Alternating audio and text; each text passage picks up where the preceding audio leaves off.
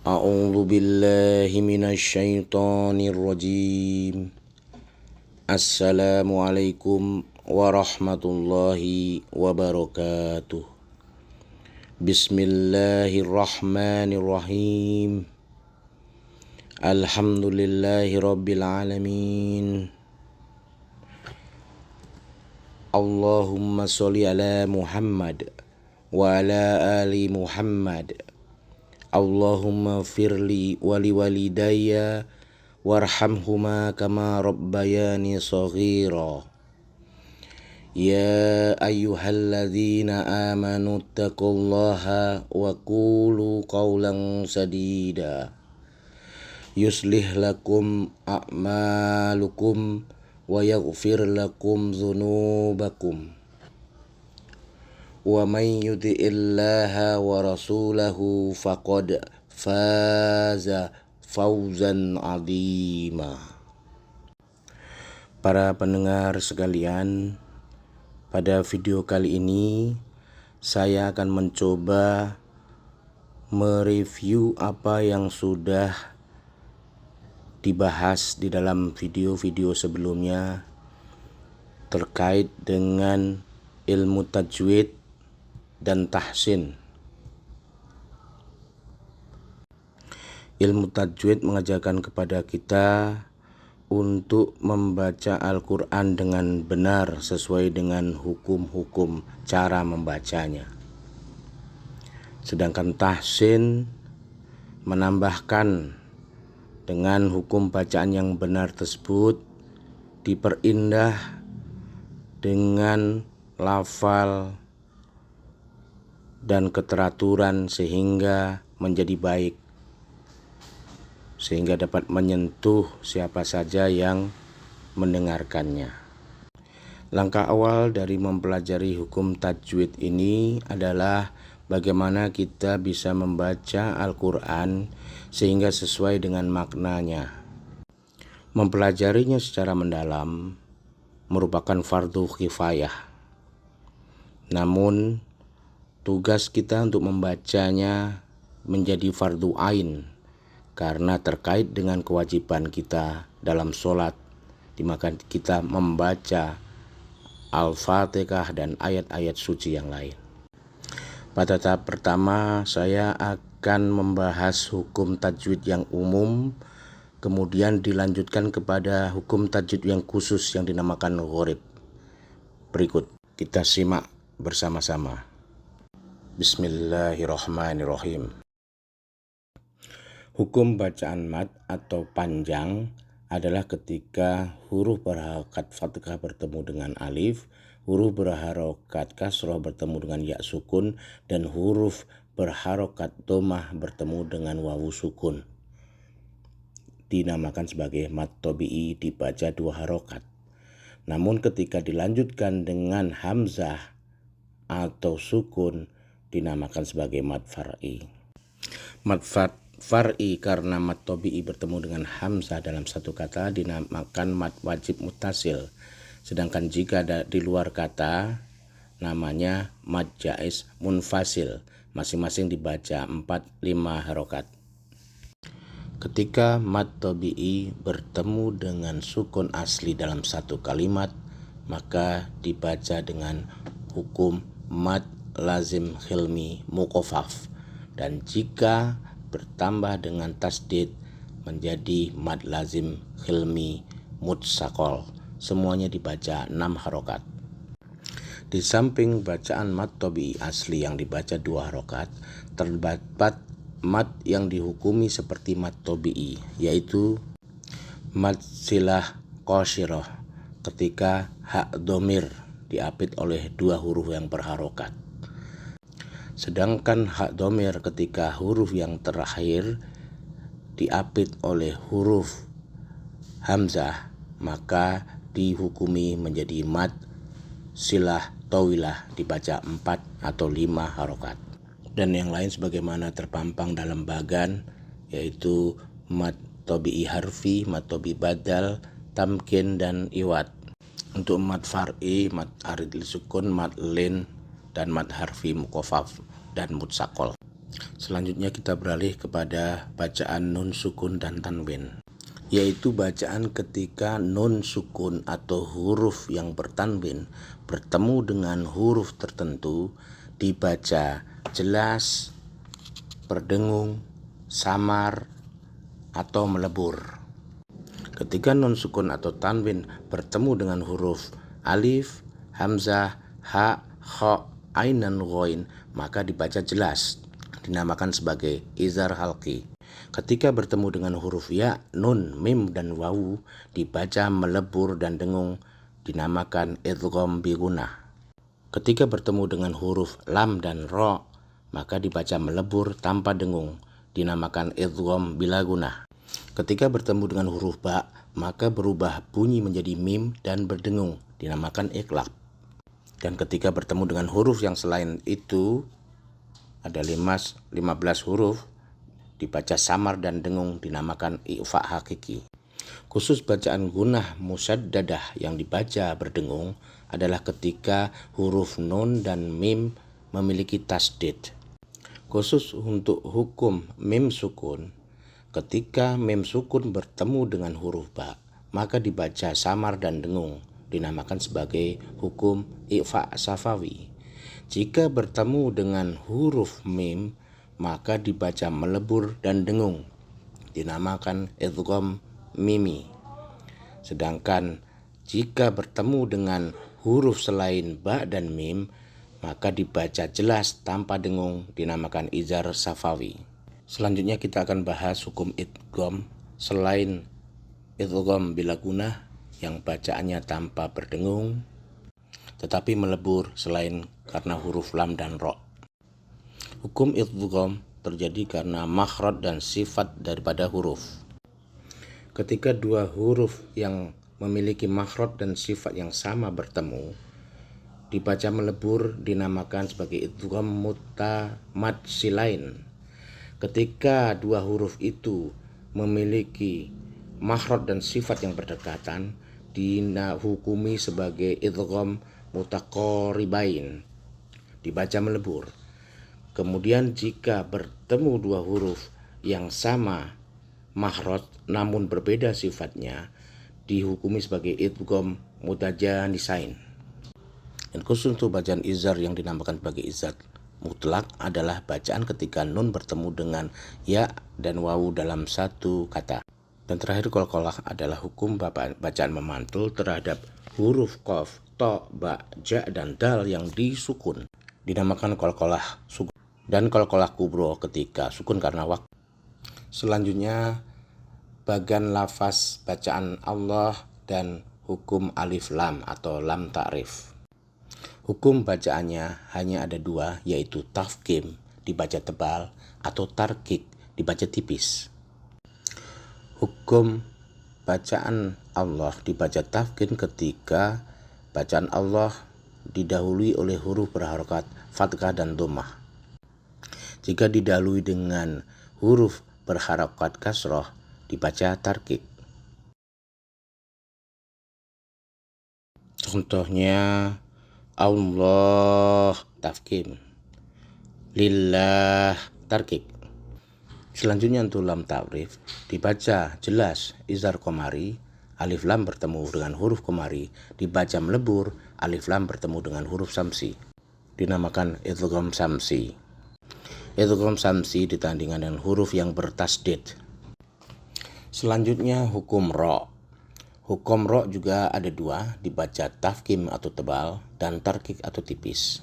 Baca tafkhim ketika ro berharokat fathah atau dhammah, atau ro sukun didahului huruf yang berharokat fathah dan dhammah. Selain itu terdapat kekhususan, yaitu ketika ro sukun bertemu didahului dengan hamzah wasol dan huruf isti'la. Untuk hukum ro yang dibaca tarkik atau tipis, yaitu ketika hukum ro memiliki kasroh atau ro sukun sebelumnya didahului oleh huruf yang berkasroh.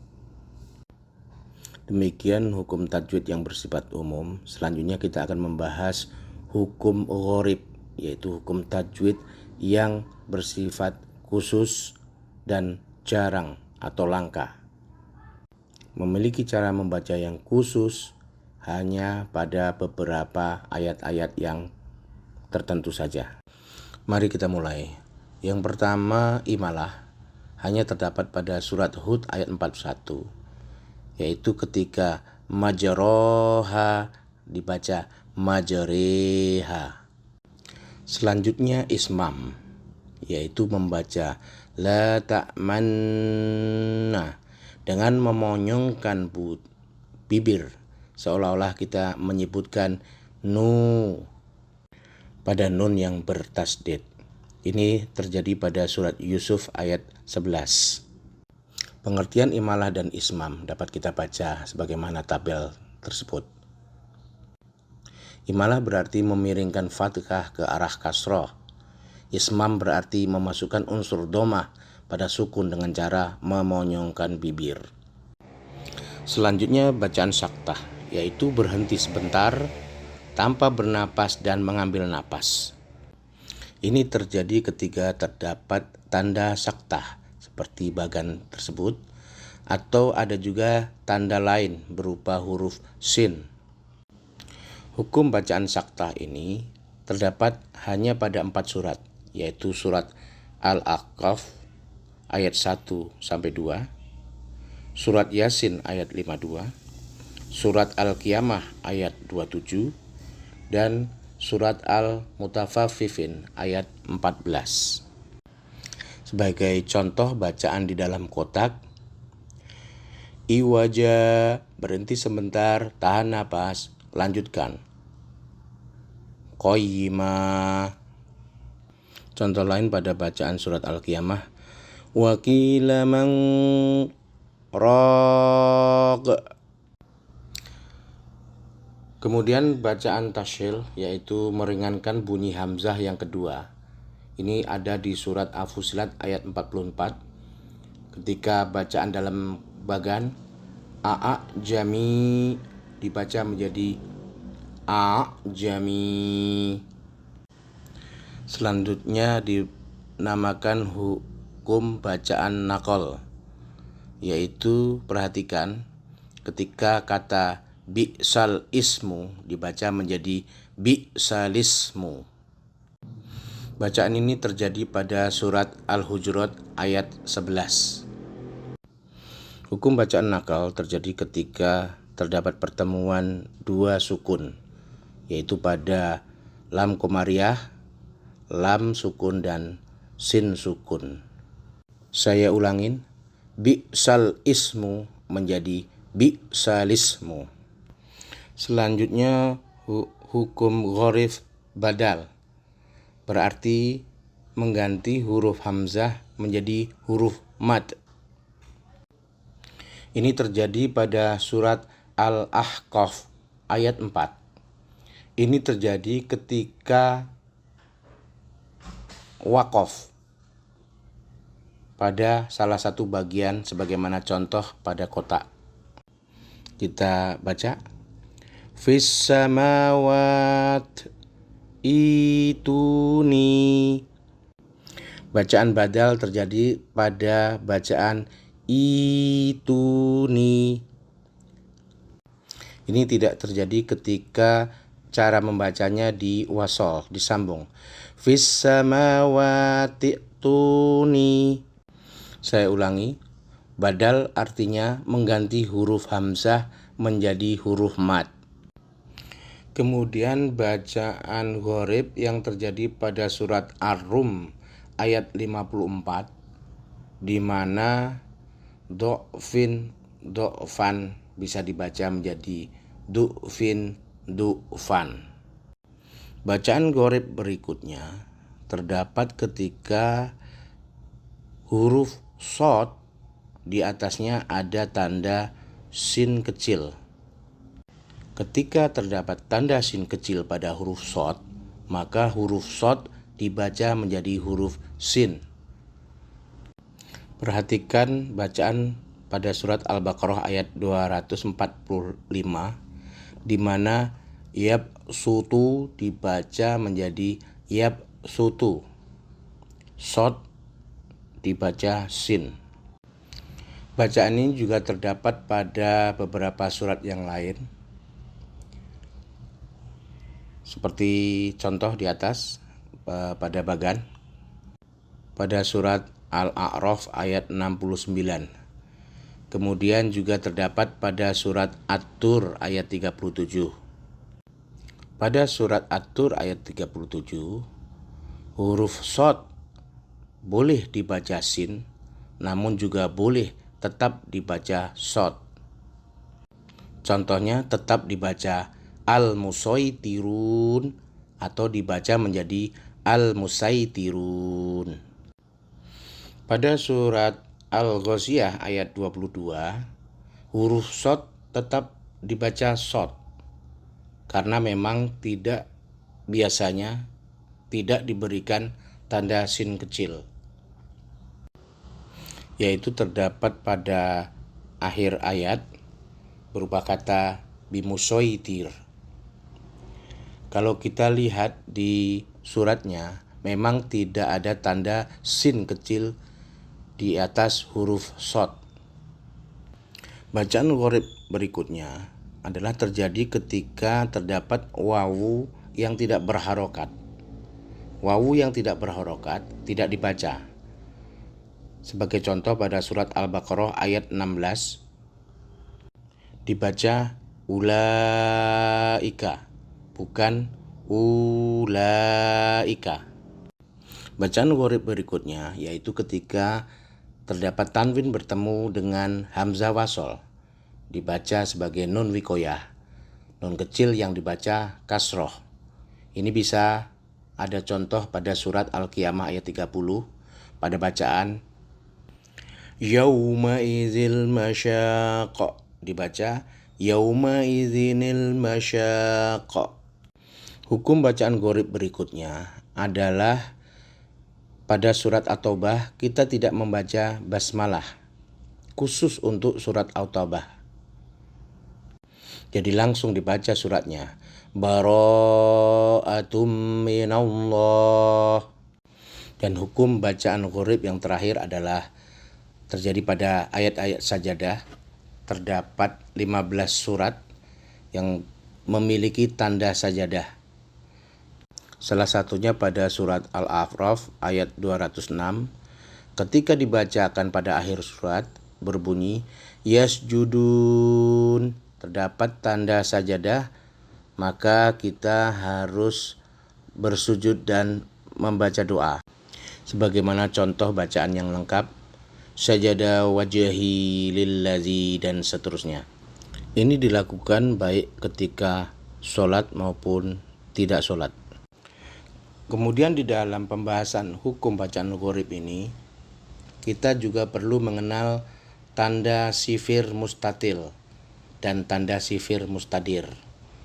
Yang pertama, sifir mustatil adalah tanda bulatan berbentuk lonjong.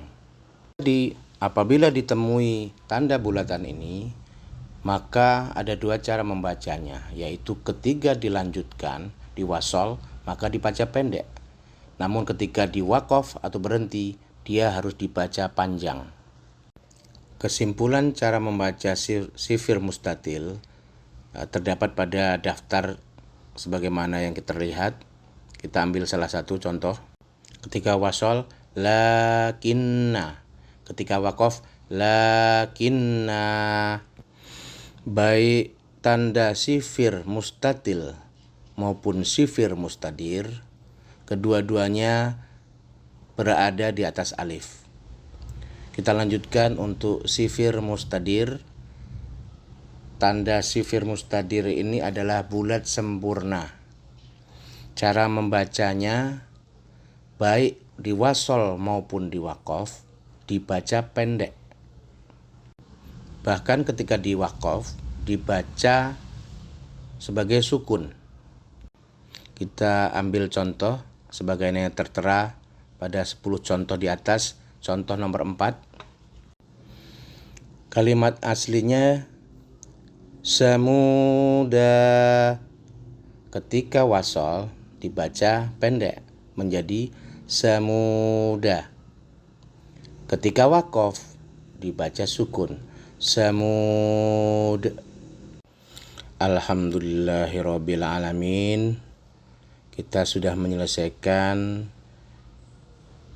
pengajaran hukum tajwid yang umum dan hukum bacaan huruf. Cara untuk mempelajarinya salah satunya adalah dan terutama adalah dengan mengulang-ulang. Ini sebagaimana yang disukai oleh Allah. Allah menyukai ibadah yang konsisten, yang dilakukan secara terus-menerus. Ada 5 kegiatan yang perlu diulang-ulang, yaitu membaca, memahami, menghafalkan, kemudian amalkan, dan ajarkan. 3M 2A. Kemudian kita harus yakin sebagaimana yang dijanjikan oleh Allah. Walaqad yasyarnal Qur'ana lizikri fahal mim mudakkir. Surat Al-Qamar ayat 17 dan diulang kembali pada ayat 22, ayat 32 dan ayat 40. Dan lakukanlah 3M 2A tersebut karena ibadah kepada Allah. Innamal a'malu binniyat. Semua yang dilakukan akan menjadi ibadah selama diniatkan untuk Allah. Lillahi ta'ala. Bismillahirrahmanirrahim. Dan terakhir, semoga melalui Al-Quran, mukjizat Allah subhanahu wa ta'ala, kita menjadi sebaik-baik manusia. Khairukum man ta'allamal Qur'ana wa 'allamahu. Hadis riwayat Bukhari. Sebaik-baik manusia adalah yang mempelajari Al-Quran dan mengajarkannya. Alhamdulillahirabbil alamin. Semua kebenaran datangnya dari Allah dan semua kesalahan datangnya dari hamba manusia yang penuh dengan kealpaan. Mohon maaf apabila ada kesalahan.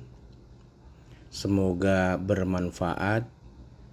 Kita akhiri dengan bacaan wabillahi taufik wal hidayah.